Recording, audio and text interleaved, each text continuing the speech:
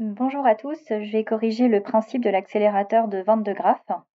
Donc c'est un sujet donné l'année dernière, donc en bac 2023 en Polynésie. Alors, on te dit que dans les années 30, le physicien américain Van de Graaff invente un accélérateur électrostatique de particules. Ce type d'accélérateur qui porte son nom est toujours utilisé de nos jours dans des domaines aussi variés que la médecine, le traitement de l'eau et l'expertise d'objets d'art. Et ça va être l'objet bien de ce sujet. Ça va être d'étudier le fonctionnement de l'accélérateur de Van de Graaff afin de vérifier si la vitesse d'un proton à sa sortie est suffisante pour être utilisée dans l'analyse d'objets d'art. Ce type d'accélérateur est modélisable par une succession de condensateurs plans et nous étudions dans un premier temps l'accélération par l'un des condensateurs plans, puis par l'accélérateur dans son ensemble. On te donne plusieurs données, la charge élémentaire, E, alors tout de suite, on peut tout de suite réagir. On nous parle de protons, donc on sait qu'un proton, ça comporte une charge élémentaire E et que c'est chargé positif. On te donne la masse du proton, le champ de pesanteur terrestre, le champ électrique au sein du condensateur, grand E qui vaut 1,5 fois 10 puissance 6 volts par mètre. Donc je reviendrai sur les unités du champ. La distance entre les deux plaques, D, donc 2,9 fois 10 puissance moins 2 mètres. La formule du travail de la force électrostatique pour un champ uniforme. Alors, si on te donne la formule du travail de la force électrostatique, le travail d'une force, ça intervient dans plusieurs théorèmes, et notamment le théorème de l'énergie cinétique. Donc, c'est sûr qu'il va falloir appliquer ce théorème. 1 mégavolt, c'est 10 puissance 6 volts. Et dernière donnée, l'analyse d'objets d'art nécessite l'utilisation de protons ayant une vitesse comprise entre 2,3 fois 10 puissance 7 et 3,1 fois 10 puissance 7 mètres par seconde. Dans cet exercice, le mouvement du proton est étudié dans le référentiel terrestre, qu'on suppose galiléen. Alors, donc la première partie, mouvement du proton à l'entrée du condensateur plan. Donc on a une source de protons qui va libérer un proton sans vitesse initiale au point O. Je montrerai juste après la figure 1. Le proton est ensuite soumis à un champ électrique E uniforme associé à une tension imposée entre les plaques 1 et 2 situées à une distance d l'une de l'autre. Donc ce champ E, il vaut 1,5 fois 10 puissance 6 volts par mètre. Si c'est des volts par mètre, ça veut dire que c'est une tension divisée par une distance. Donc la valeur de ce champ électrique E, c'est la tension imposée entre les plaques 1 et 2 divisée par la distance D, c'est-à-dire la distance entre les deux plaques. Et on définit le repère OZ perpendiculaire aux plaques du condensateur et orienté de la plaque 1 vers la plaque 2, comme montré ici en figure 1. Donc ce que je disais, voilà, le champ E, sa valeur, elle vaut 1,5 fois 10 puissance 6 volts par mètre. Si c'est des volts par mètre, c'est bien la tension entre les deux plaques divisée par la distance entre les deux plaques. J'insiste parce que je vais utiliser cette formule ultérieurement. Première question, il fallait reproduire le schéma du condensateur plan et représenter sans souci d'échelle la force électrostatique F exercée sur le proton à un endroit quelconque de sa trajectoire.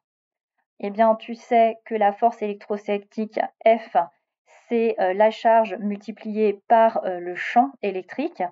La charge du proton étant positive, ça veut dire que la force électrostatique et le vecteur champ électrique sont collinéaires et de même sens. Et c'est pour ça que j'ai représenté en rouge la force électrostatique qui est collinéaire au champ électrique et de même sens. Ensuite, deuxième question, donc ça c'est une question qui est typique, tout à fait classique. Vérifier que l'influence du poids P du proton est négligeable par rapport à la force électrostatique F dans la situation présente en calculant la valeur du poids P du proton et la valeur de la force électrostatique appliquée au proton. Donc on y va, on va calculer tout ça. Donc là, le poids, eh bien tu sais que c'est la masse du proton fois le champ de pesanteur. Donc j'ai tout simplement pris la norme du poids. Donc c'est bien la masse du proton, 1,67 fois 10 puissance moins 27 kg, fois 9,81 mètres par seconde au carré. Ça donne 1,64 fois 10 puissance moins 26 newton. On fait la même chose pour la force électrostatique, grand F. Donc si on cherche sa norme, c'est la charge du proton Q, donc E, qui va être positive, fois la norme du champ électrique. Et donc, ça fait 1,6 fois 10 puissance moins 19 coulombs fois 1,5 fois 10 puissance 6 volts par mètre. Et ça donne 2,4 fois 10 puissance moins 13 newtons. Après, pour comparer les deux, eh bien, il va falloir diviser l'une par l'autre. Et il vaut mieux toujours diviser la plus grande par la plus petite. Donc, si on divise la norme de la force électrostatique sur la norme du poids, c'est-à-dire la valeur de la force électrostatique divisée par la valeur du poids, on trouve 1,5 fois 10 puissance 13. Donc, on voit bien que la force électrostatique est bien plus importante que le poids et c'est pour ça qu'on va pouvoir négliger l'influence du poids. Et d'ailleurs, c'est ce qui est dit dans l'énoncé. On négligera dans la suite de l'exercice l'influence du poids P du proton devant la force électrostatique grand F. Alors, question 3. En appliquant la deuxième loi de Newton, établir l'expression littérale du vecteur accélération du proton A. Donc, quand on veut appliquer un théorème de mécanique, donc ici la loi de Newton, la deuxième loi de Newton, on définit le système, le référentiel, le bilan des forces, et ensuite on applique la loi. Le système, eh bien, c'est le proton qu'on va assimiler à son centre de masse. Le référentiel, j'appelle grand R, c'est terrestre, il est supposé galiléen, c'est donné dans l'énoncé.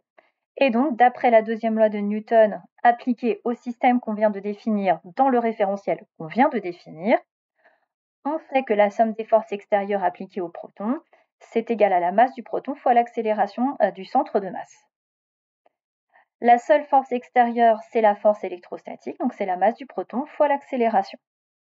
On remplace l'expression de la force électrostatique par bien tout simplement son expression, c'est-à-dire la charge fois le champ électrique.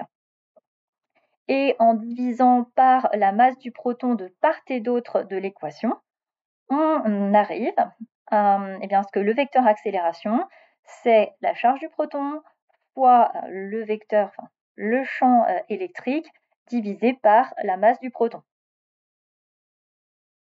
Alors, question 4. Montrer que dans le repère OZ, la coordonnée du vecteur vitesse Vz de t du proton est la suivante. Donc Vz de t égale E, donc la charge électrique du proton, fois grand E, cette fois c'est la valeur du champ électrique, fois le temps divisé par la masse du proton. Donc on repart tout simplement de l'expression de l'accélération qu'on vient de trouver. L'accélération, on a vu que c'était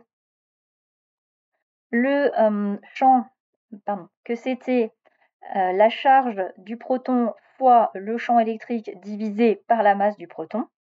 Ensuite, je vais tout simplement exprimer le vecteur champ électrique en fonction de sa norme, que je vais appeler E, et d'un vecteur unitaire qui est donné sur la figure 1. Ici, donc le vecteur K. Je vois que le vecteur champ électrique et le vecteur K sont collinéaires et de même sens. Donc, j'en déduis que le vecteur champ électrique, c'est la valeur du champ électrique fois le vecteur unitaire K. L'accélération, donc je vais exprimer l'accélération en fonction de la norme du champ électrique E et du vecteur K. Et je trouve que le vecteur accélération, donc c'est E, la charge du proton, fois grand E, la valeur du champ électrique, sur la masse du proton, le tout sur le vecteur unitaire K. Et donc, j'en déduis tout simplement les coordonnées du vecteur accélération selon l'axe des Z. Il suffit de projeter A sur cet axe-ci.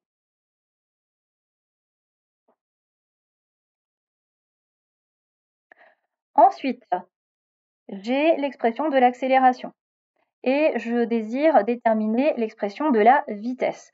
Pour cela, je dois faire un lien entre le vecteur accélération et le vecteur vitesse. Je sais que le vecteur accélération, c'est la dérivée du vecteur vitesse par rapport au temps. Donc, je vais intégrer.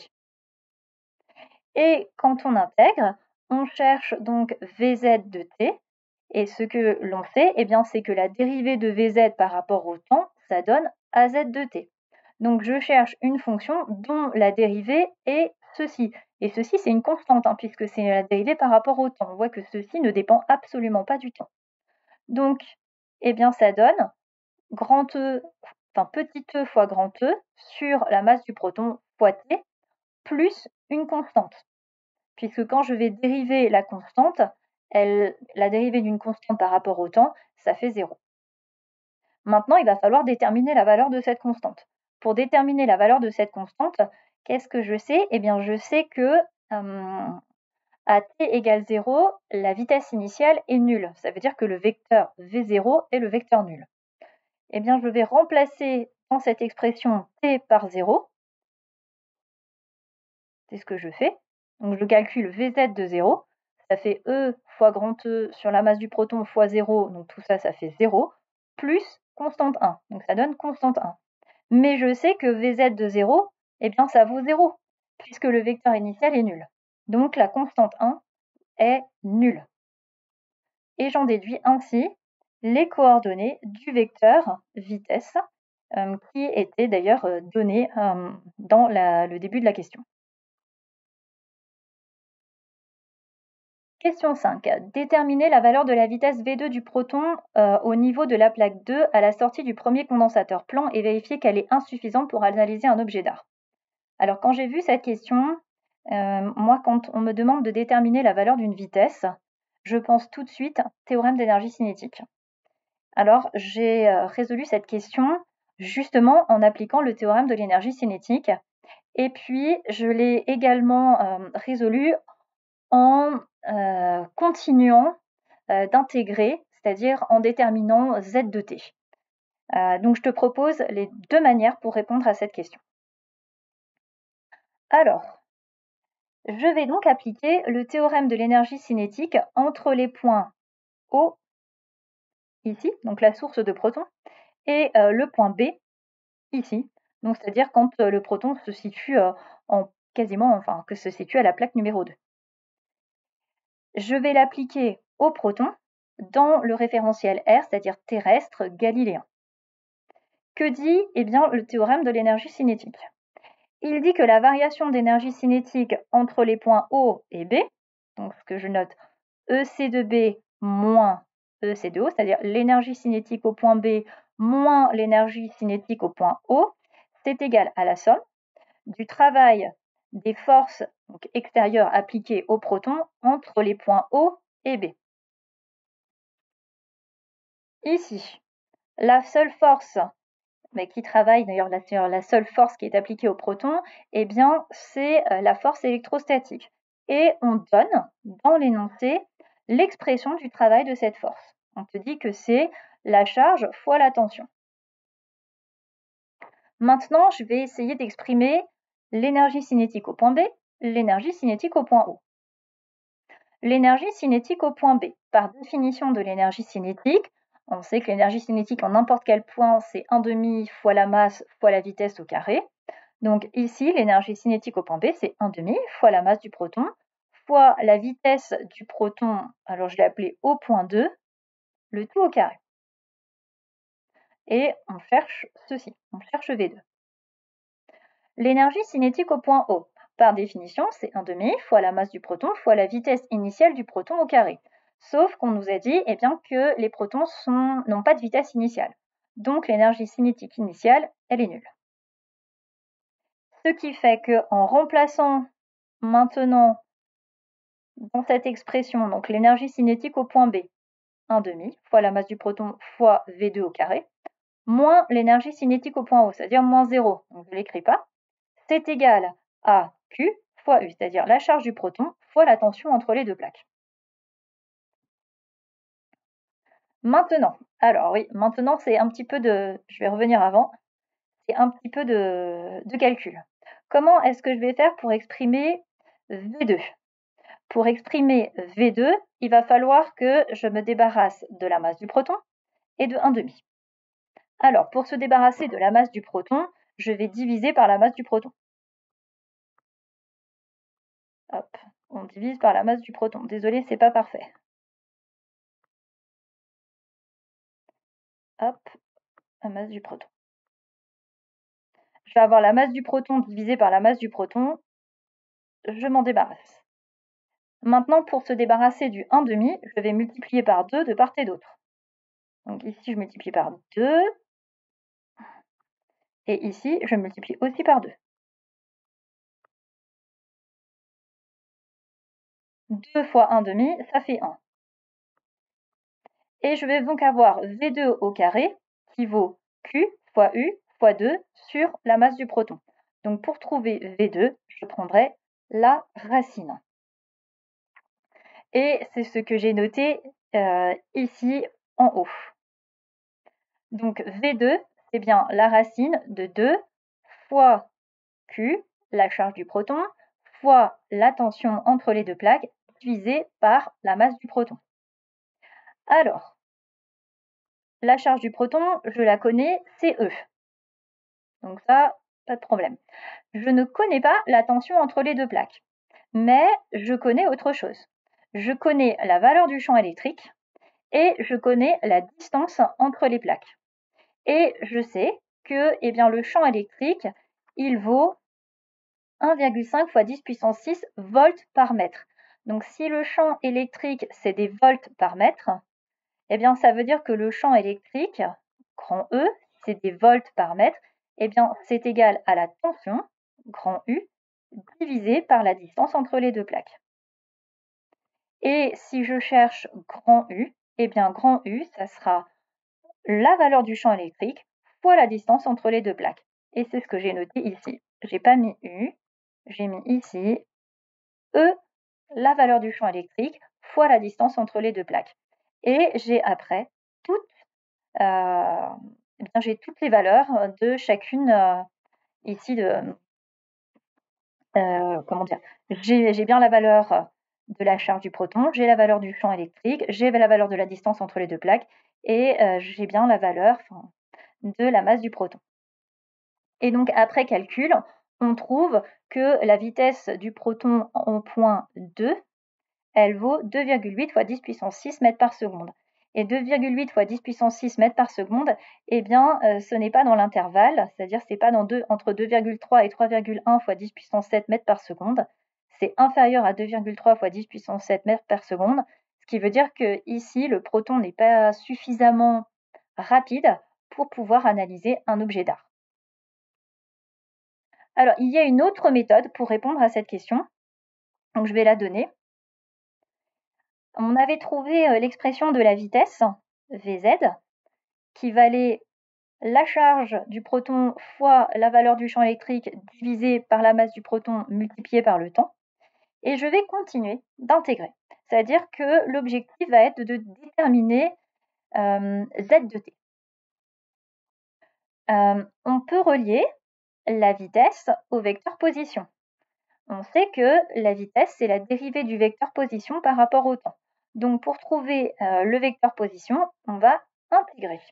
Donc, comme ceci. Ici, pour trouver donc z de t, on sait que la dérivée de z de t par rapport au temps, ça va donner vz de t. Vz de t, c'est une constante fois le temps. Donc, je cherche une fonction dont la dérivée vaut constante fois t. Pour cela, ça va donner Q fois E fois T carré sur 2 fois la masse du proton. Parce que si on dérive ceci par rapport au temps, ça va faire Q fois E divisé par 2 fois la masse du proton fois la dérivée de T carré, donc fois 2T. Et les deux vont se simplifier. Plus une constante d'intégration, puisque quand on dérivera la constante par rapport au temps, ça fera 0. Pour trouver la valeur de cette constante, on regarde les conditions initiales. On sait qu'à t égale 0, le proton il est en 0. Donc OM0 est le vecteur nul. Donc on va faire comme on avait fait pour Vz de t, on va calculer OM de 0, c'est-à-dire Z de 0. Ça va faire Q fois E fois 0 au carré sur 2 fois la masse du proton, donc tout ceci va faire 0, plus constante 2. Donc ça va donner constante 2. Or, on sait que la constante 2, elle est nulle, puisque à T égale 0, Z du proton vaut 0. Et donc, ainsi, on détermine l'expression de Z de T par rapport au temps. Maintenant, on va chercher le temps tel que Z de T face D, puisque on sait que quand le proton arrive sur la plaque 2, il aura parcouru une distance D. Donc, on cherche T tel que Q fois E sur 2 fois la masse du proton fois T carré égale D. Alors, comment est-ce que j'ai fait pour passer de là à là? Bien, tout simplement, j'ai essayé de me débarrasser déjà de 2 fois la masse du proton. Pour cela, j'ai multiplié ici, cette partie-là, par 2 fois la masse du proton et j'ai multiplié D fois 2 fois la masse du proton. Donc, j'ai pu simplifier 2 fois la masse du proton de ce côté. Pour se débarrasser de Q fois E, j'ai divisé tout ceci par Q fois E, et donc j'ai divisé ceci par Q fois E. Et donc j'ai pu simplifier de ce côté. Et je suis arrivée à T carré égale 2 fois D fois la masse du proton sur Q fois E. Et pour trouver le temps, j'ai pris la racine. Maintenant, je sais en combien de temps le proton peut parcourir la distance D. Or, j'ai l'expression de Vz de T. Donc, je me souviens que Vz de T, c'est Q fois E sur la masse du proton fois le temps. Et je remplace le temps par cette grande expression-ci. Et en remplaçant le temps par cette grande expression-ci, on retrouve la valeur de la vitesse. Alors là, il y a un petit peu de mathématiques à faire pour passer de là à là. Il faut se dire que ceci, c'est Q carré fois E carré sur MP au carré. Et là, on peut simplifier. Donc, on va pouvoir simplifier ici, ici, là, là, là et là. Et ainsi, on retrouve l'expression que j'avais déterminée en utilisant le théorème de l'énergie cinétique. On va passer à la deuxième partie qui est l'accélérateur de Van de Graaff. Donc cette fois, le proton arrive ensuite dans un second condensateur plan dans lequel il est soumis au même champ électrique uniforme E, comme l'illustre la figure 2. Donc il n'y a plus un condensateur ici, il y en a un deuxième. Et on nous dit que l'origine du temps est conservée au point O correspondant à la sortie de la source de protons.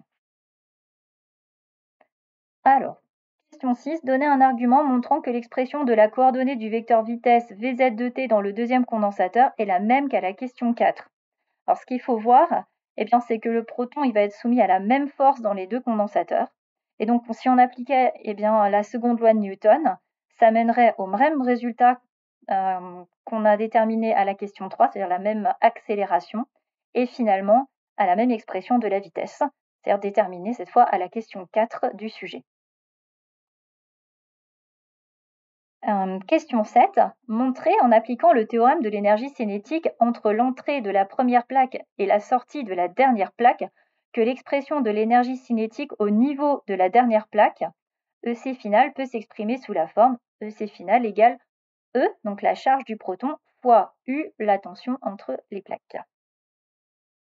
Donc on va appliquer le théorème de l'énergie cinétique au proton assimilé à son centre de masse dans le référentiel terrestre galiléen entre l'entrée de la première plaque O et la sortie de la deuxième plaque que j'ai appelée grand F.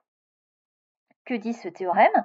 Il dit que la variation d'énergie cinétique entre les points O et F, c'est-à-dire l'énergie cinétique finale moins l'énergie cinétique initiale, c'est égal à la somme du travail entre les points O et F des forces extérieures, donc les forces qui s'appliquent sur le proton. Les forces extérieures, il n'y en a qu'une, c'est la force électrostatique. Et le travail de la force électrostatique, on t'a donné son expression, c'est la charge, donc ça va être la charge du proton, fois la tension. Alors, la charge du proton, on va tout simplement la remplacer par E, son expression. Et maintenant, on va donner l'expression de l'énergie cinétique finale, l'expression de l'énergie cinétique initiale. L'expression de l'énergie cinétique initiale, c'est 1/2 fois la masse du proton fois la vitesse initiale, mais au carré. Mais on sait que le proton n'a pas de vitesse initiale, donc ça fait 0. Et donc, on a bien, en remplaçant, l'énergie cinétique finale moins 0, qui vaut E fois U. C'est-à-dire l'énergie cinétique finale égale E, la charge du proton, fois U, la tension entre les plaques. Calculer la valeur de la vitesse VF du proton au niveau de la dernière plaque à la sortie de l'accélérateur et déterminer si ce proton permet l'analyse d'un objet d'art. On vient d'avoir l'expression de l'énergie cinétique finale, c'est E, donc la charge du proton fois la tension. L'expression de l'énergie cinétique finale, c'est 1/2 fois la masse du proton fois la vitesse finale au carré. Donc on a ainsi, je cherche ici l'expression, on cherche VF, donc il va falloir passer la masse du proton de l'autre côté et il va falloir passer 1/2 de l'autre côté. Alors comment est-ce que j'ai fait? Mais tout simplement pour me débarrasser de la masse du proton, je vais diviser par la masse du proton. Alors si je divise par la masse du proton d'un côté, il faut diviser par la masse du proton de l'autre.